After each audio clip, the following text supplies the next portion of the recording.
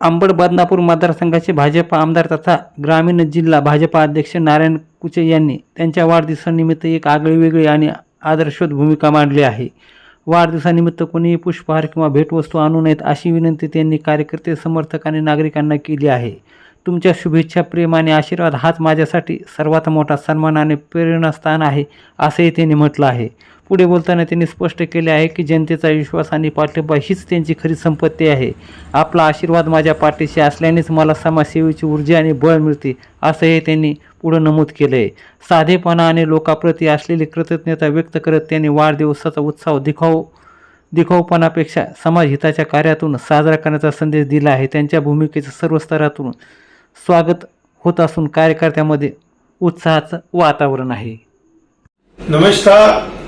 मी आपल्या सर्वांना नम्रपणे विनंती करतो की उद्या माझा जन्मदिवस आहे, म्हणून काही कार्यकर्ते मुंबईला येण्यासाठी, काही मित्रमंडळी, काही नातेवाईक मला शुभेच्छा देण्यासाठी येत आहे.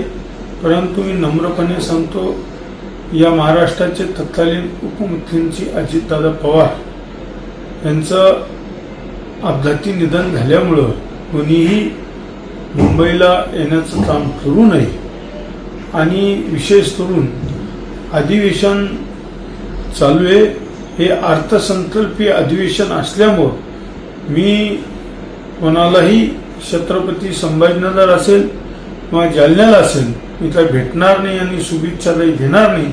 म्हणून विनंती करतो सर्व कार्यकर्त्यांना, हितचिंतक मित्रमंडळींना की आपण कोणी मुंबईला येऊ नये आणि शुभेच्छा देण्याच्या भानगडीत पडू नये. आपल्या सर्वांचे आशीर्वाद मला मिळाले हेच मी आपल्या जन्मदिवसानिमित्त सांगतो. नाहीतर आपल्या सर्वांना नम्रपणे विनंती आहे की आपण कुणी मुंबईला येण्याचा प्रयत्न करू नये. धन्यवाद. जय हिंद, जय महाराष्ट्र, जय हरी.